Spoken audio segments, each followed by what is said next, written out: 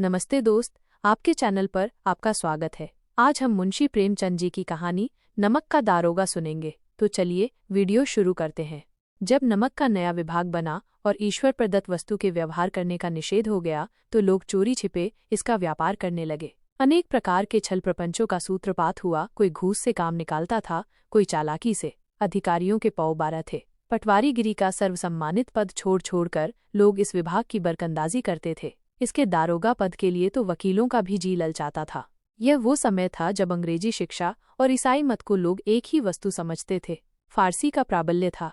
प्रेम की कथाएं और श्रृंगार रस के काव्य पढ़कर फारसीदा लोग सर्वोच्च पदों पर नियुक्त हो जाया करते थे।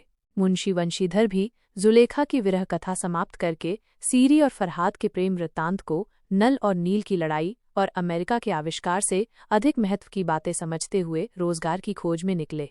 उनके पिता एक अनुभवी पुरुष थे। समझाने लगे, बेटा, घर की दुर्दशा देख रहे हो, ऋण के बोझ से दबे हुए हैं। लड़कियां हैं, वे घास फूस की तरह बढ़ती चली जाती हैं। मैं किनारे पर का वृक्ष हो रहा हूँ, न मालूम कब गिर पड़ूं। अब तुम ही घर के मालिक मुख्तार हो। नौकरी में ओहदे की ओर ध्यान मत देना, ये तो पीर का मजार है। निगाह चढ़ावे और चादर पर रखनी चाहिए। ऐसा काम ढूंढना जहाँ कुछ ऊपरी आय हो। मासिक वेतन तो पूर्णमासी का चांद है जो एक दिन दिखाई देता है और घटते घटते लुप्त हो जाता है। ऊपरी आय बहता हुआ स्रोत है जिससे सदैव प्यास बुझती है। वेतन मनुष्य देता है, इसी से उसमें वृद्धि नहीं होती। ऊपरी आमदनी ईश्वर देता है, इसी से उसकी बरकत होती है। तुम स्वयं विद्वान हो, तुम्हें क्या समझाऊं। इस विषय में विवेक की बड़ी आवश्यकता है। मनुष्य को देखो, उसकी आवश्यकता को देखो और अवसर को देखो। उसके उपरांत जो उचित समझो करो। गरज वाले आदमी के साथ कठोरता करने में लाभ ही लाभ है, लेकिन बेगरज को दांव पर पाना जरा कठिन है। इन बातों को निगाह में बांध लो, ये मेरी जन्म भर की कमाई है। इस उपदेश के बाद पिताजी ने आशीर्वाद दिया। वंशीधर आज्ञाकारी पुत्र थे। ये बातें ध्यान से सुनी और तब घर से चल खड़े हुए। इस विस्तृत संसार में उनके लिए धैर्य अपना मित्र, बुद्धि अपनी पथ प्रदर्शिका और आत्मावलंबन ही अपना सहायक था। लेकिन अच्छे शकुन से चले थे। जाते ही जाते नमक विभाग के दारोगा पद पर प्रतिष्ठित हो गए। वेतन अच्छा और ऊपरी आय का तो ठिकाना ही न था। वृद्ध मुंशी जी को सुख संवाद मिला तो फूले न समाये। महाजन कुछ नरम पड़े, कलवार की आशालता लहलहाई। पड़ोसियों के हृदय में शूल उठने लगे। जाड़े के दिन थे और रात का समय। नमक के सिपाही चौकीदार नशे में मस्त थे। मुंशी वंशीधर को यहाँ आए अभी 6 महीनों से अधिक न हुए थे, लेकिन इस थोड़े समय में ही उन्होंने अपनी कार्यकुशलता और उत्तम आचार से अफसरों को मोहित कर लिया था। अफसर लोग उन पर बहुत विश्वास करने लगे। नमक के दफ्तर से 1 मील पूर्व की ओर जमुना बहती थी। उस पर नावों का एक पुल बना हुआ था। दारोगाजी किवाड़ बंद किए मीठी नींद सो रहे थे। अचानक आंख खुली तो नदी के प्रवाह की जगह गाड़ियों की गड़गड़ाहट तथा मल्लाहों का कोलाहल सुनाई दिया। उठ बैठे। इतनी रात गए गाड़ियां क्यों नदी के पार जाती हैं? अवश्य कुछ न कुछ गोलमाल है। तर्क ने भ्रम को पुष्ट किया। वर्दी पहनी, तमंचा जेब में रखा और बात की बात में घोड़ा बढ़ाए हुए पुल पर आ पहुंचे। गाड़ियों की एक लंबी कतार पुल के पार जाती देखी। डांट कर पूछा, किसकी गाड़ियां हैं? थोड़ी देर तक सन्नाटा रहा। आदमियों में कुछ कानाफूसी हुई। तब आगे वाले ने कहा, पंडित अलोपी दीन की। कौन पंडित अलोपी दीन? दातागंज के। मुंशी वंशीधर चौंके। पंडित अलोपी दीन इस इलाके के सबसे प्रतिष्ठित जमींदार थे। लाखों रुपए का लेन देन करते थे। इधर छोटे से बड़े कौन ऐसे थे जो उनके ऋणी न हों। व्यापार भी बड़ा लंबा चौड़ा था। बड़े चलते पुर्जे आदमी थे। अंग्रेज अफसर उनके इलाके में शिकार खेलने आते और उनके मेहमान होते। 12 मास सदाव्रत चलता था। मुंशी ने पूछा, गाड़ियां कहाँ जाएंगी? उत्तर मिला, कानपुर। लेकिन इस प्रश्न पर कि इनमें क्या है, सन्नाटा छा गया। दारोगा साहब का संदेह और भी बढ़ा। कुछ देर तक उत्तर की बाट देखकर वो जोर से बोले, क्या तुम सब गूंगे हो गए हो? हम पूछते हैं, इनमें क्या लदा है? जब इस बार भी कोई उत्तर न मिला तो उन्होंने घोड़े को एक गाड़ी से मिलाकर बोरे को टटोला। भ्रम दूर हो गया। ये नमक के डेले थे। पंडित अलोपी दीन अपने सजीले रथ पर सवार कुछ सोते कुछ जागते चले आते थे। अचानक कई गाड़ीवानों ने घबराए हुए आकर जगाया और बोले, महाराज, दारोगा ने गाड़ियां रोक दी हैं और घाट पर खड़े आपको बुलाते हैं। पंडित अलोपी दीन का लक्ष्मी जी पर अखंड विश्वास था। वो कहा करते थे कि संसार का तो कहना ही क्या, स्वर्ग में भी लक्ष्मी का ही राज्य है। उनका यह कहना यथार्थ ही था। न्याय और नीति सब लक्ष्मी के ही खिलौने हैं। इन्हें वो जैसे चाहती हैं नचाती हैं। लेटे ही लेटे गर्व से बोले, चलो हम आते हैं। यह कहकर पंडित जी ने बड़ी निश्चिंतता से पान के बीड़े लगाकर खाए। फिर लिहाफ ओढ़े हुए दारोगा के पास आकर बोले, बाबूजी आशीर्वाद। कहिए, हमसे ऐसा कौन सा अपराध हुआ कि गाड़ियां रोक दी गईं? हम ब्राह्मणों पर तो आपकी कृपा दृष्टि रहनी चाहिए। वंशीधर रुखाई से बोले, सरकारी हुक्म। पन अलोपीदीन ने हंसकर कहा, हम सरकारी हुक्म को नहीं जानते और न सरकार को। हमारे सरकार तो आप ही हैं। हमारा और आपका तो घर का मामला है, हम कभी आपसे बाहर हो सकते हैं? आपने व्यर्थ का कष्ट उठाया। ये हो नहीं सकता कि इधर से जाएं और इस घाट के देवता को भेंट न चढ़ावें। मैं तो आपकी सेवा में स्वयं ही आ रहा था। वंशीधर पर ऐश्वर्य की मोहिनी वंशी का कुछ प्रभाव न पड़ा। ईमानदारी की नई उमंग थी। कड़क कर बोले, हम उन नमकहरामों में नहीं हैं जो कौड़ियों पर अपना ईमान बेचते फिरते हैं। आप इस समय हिरासत में हैं। आपको कायदे के अनुसार चालान होगा। बस मुझे अधिक बातों की फुर्सत नहीं है। जमादार बदलू सिंह, तुम इन्हें हिरासत में ले चलो, मैं हुक्म देता हूँ। पन अलोपीदीन स्तंभित हो गए। गाड़ीवानों में हलचल मच गई। पंडित जी के जीवन में कदाचित यह पहला ही अवसर था कि पंडित जी को ऐसी कठोर बातें सुननी पड़ी। बदलू सिंह आगे बढ़ा, किंतु रोब के मारे यह साहस न हुआ कि उनका हाथ पकड़ सके। पंडित जी ने धर्म को धन का ऐसा निरादर करते कभी न देखा था। विचार किया कि यह अभी उद्दंड लड़का है, माया मोह के जाल में अभी नहीं पड़ा, अल्हड़ है, झिझकता है। बहुत दीन भाव से बोले, बाबू साहब, ऐसा न कीजिए, हम मिट जाएंगे, इज्जत धूल में मिल जाएगी। हमारा अपमान करने से आपके हाथ क्या आएगा? हम किसी तरह आपसे बाहर थोड़े ही हैं। वंशीधर ने कठोर स्वर में कहा, हम ऐसी बातें नहीं सुनना चाहते।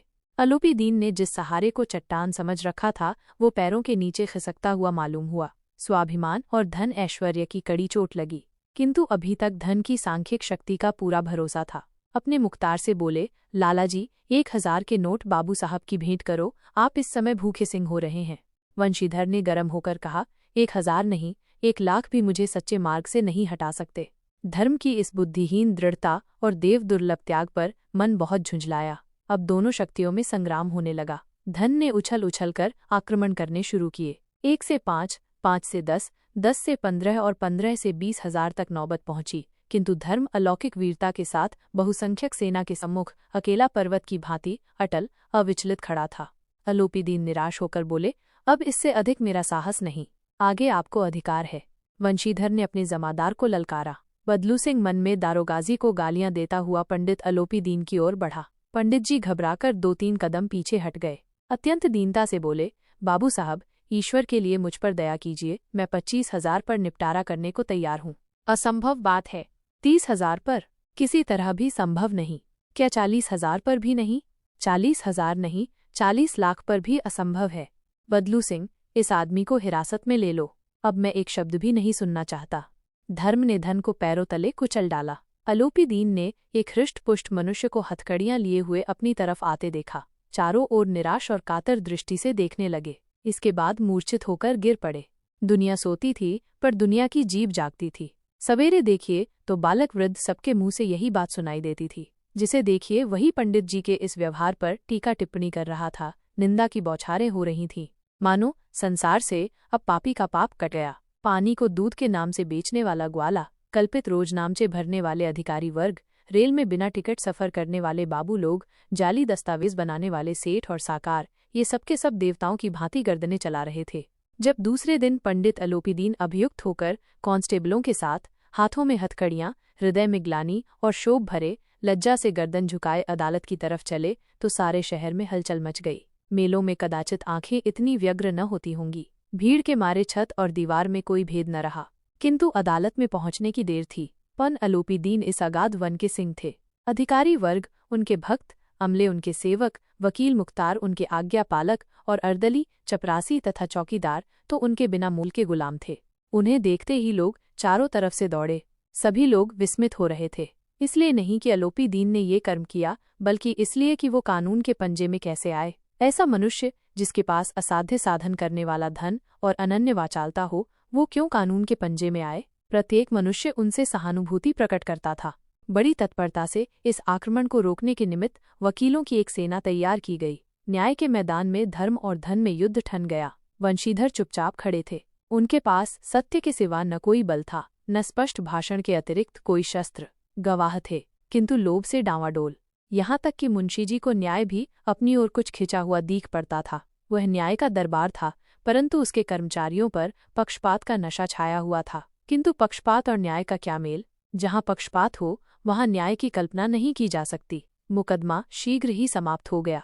डिप्टी मजिस्ट्रेट ने अपनी तजवीज़ में लिखा, पन अलोपीदीन के विरुद्ध दिए गए प्रमाण निर्मूल और भ्रमात्मक हैं। वो एक बड़े भारी आदमी हैं। ये बात कल्पना के बाहर है कि उन्होंने थोड़े लाभ के लिए ऐसा दुस्साहस किया हो। यद्यपि नमक के दारोगा मुंशी वंशीधर का अधिक दोष नहीं है, लेकिन ये बड़े खेद की बात है कि उसकी उद्दंडता और विचारहीनता के कारण एक भले मानुस को कष्ट झेलना पड़ा। हम प्रसन्न हैं कि वो अपने काम में सजग और सचेत रहता है, किंतु नमक के मुकदमे की बढ़ी हुई नमक से हलाली ने उसके विवेक और बुद्धि को भ्रष्ट कर दिया। भविष्य में उसे होशियार रहना चाहिए। वकीलों ने ये फैसला सुना और उछल पड़े। पन अलोपीदीन मुस्कुराते हुए बाहर निकले। स्वजन बांधवों ने रुपए की लूट की। उदारता का सागर उमड़ पड़ा।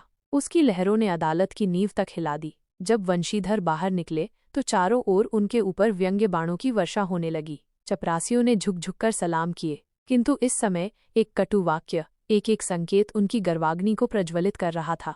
कदाचित इस मुकदमे में सफल होकर वो इस तरह अकड़ते हुए न चलते। आज उन्हें संसार का एक खेदजनक विचित्र अनुभव हुआ।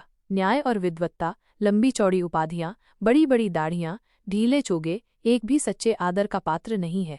वंशीधर ने धन से बैर मोल लिया था, उसका मूल्य चुकाना अनिवार्य था। कठिनाई से 1 सप्ताह बीता होगा कि मुअत्तली का परवाना आ पहुंचा। कार्यपरायणता का दंड मिला। बेचारे भग्न हृदय शोक और खेद से व्यथित घर को चले। बूढ़े मुंशीजी तो पहले ही से कुड़बुड़ा रहे थे कि चलते चलते इस लड़के को समझाया था, लेकिन इसने एक न सुनी। सब मनमानी करता है। हम तो कलवार और कसाई के तगादे सहें बुढ़ापे में भगत बनकर बैठे, और वहां बस वही सूखी तनख्वाह। हमने भी तो नौकरी की है और कोई ओहदेदार नहीं थे, लेकिन काम किया, दिल खोलकर किया, और आप ईमानदार बनने चले हैं। घर में चाहे अंधेरा हो, मस्जिद में अवश्य दिया जलाएंगे। खेद ऐसी समझ पर।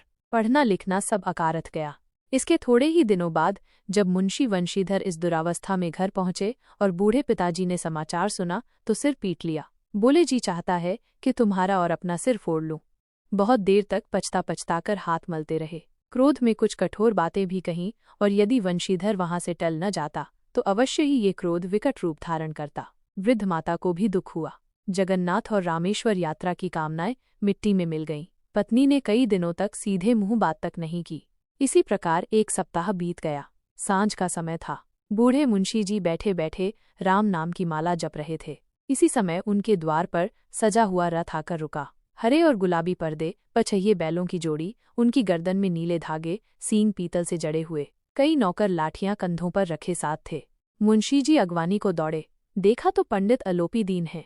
झुककर दंडवत की और लल्लो चप्पो की बातें करने लगे। हमारा भाग्य उदय हुआ जो आपके चरण इस द्वार पर आए। आप हमारे पूज्य देवता हैं, आपको कौन सा मुंह दिखावें। मुंह में तो कालिख लगी हुई है, किंतु क्या करें, लड़का अभागा कपूत है, नहीं तो आपसे क्या मुंह छिपाना पड़ता। ईश्वर निस्संतान चाहे रखे पर ऐसी संतान न दे। अलोपीदीन ने कहा, नहीं भाई साहब, ऐसा न कहिए। मुंशी जी ने चकित होकर कहा, ऐसी संतान को और क्या कहें। अलोपीदीन ने वात्सल्यपूर्ण स्वर में कहा, कुलतिलक और पुरखों की कीर्ति उज्ज्वल करने वाले संसार में ऐसे कितने धर्मपरायण मनुष्य हैं जो धर्म पर अपना सब कुछ अर्पण कर सकें। पन अलोपीदीन ने वंशीधर से कहा, दारोगाजी, इसे खुशामद न समझिए। खुशामद करने के लिए मुझे इतना कष्ट उठाने की जरूरत न थी। उस रात को आपने अपने अधिकार बल से अपनी हिरासत में लिया था, किंतु आज मैं स्वेच्छा से आपकी हिरासत में आया हूँ। मैंने हजारों रईस और अमीर देखे, हजारों उच्च पदाधिकारियों से काम पड़ा, किंतु परास्त किया तो आपने। मैंने सबको अपना और अपने धन का गुलाम बनाकर छोड़ दिया। मुझे आज्ञा दीजिए कि आपसे कुछ विनय करूं। वंशीधर ने अलोपीदीन को आते देखा तो उठकर सत्कार किया, किंतु स्वाभिमान सहित। समझ गए कि ये महाशय मुझे लज्जित करने और जलाने आए हैं। क्षमा प्रार्थना की चेष्टा नहीं की, वरन उन्हें अपने पिता की ये ठकुर सुहाती की बात असह्य सी प्रतीत हुई। पर पंडित जी की बातें सुनी तो मन की मैल मिट गई। पंडित जी की ओर उड़ती हुई दृष्टि से देखा, सद्भाव झलक रहा था। गर्व ने अब लज्जा के सामने सिर झुका दिया। शर्माते हुए बोले, ये आपकी उदारता है जो ऐसा कहते हैं। मुझसे जो कुछ अविनय हुई है उसे क्षमा कीजिए। मैं धर्म की बेड़ी में जकड़ा हुआ था, नहीं तो वैसे मैं आपका दास हूँ। जो आज्ञा होगी वो मेरे सिर माथे पर। अलोपीदीन ने विनीत भाव से कहा, नदी तट पर आपने मेरी प्रार्थना नहीं स्वीकार की थी, किंतु आज स्वीकार करनी पड़ेगी। वंशीधर बोले, मैं किस योग्य हूँ, किंतु जो कुछ सेवा मुझसे हो सकती है उसमें त्रुटि न होगी। अलोपीदीन ने एक स्टाम्प लगा हुआ पत्र निकाला और उसे वंशीधर के सामने रखकर बोले, इस पद को स्वीकार कीजिए और अपने हस्ताक्षर कर दीजिए। मैं ब्राह्मण हूँ, जब तक ये सवाल पूरा न कीजिएगा द्वार से न हटूंगा।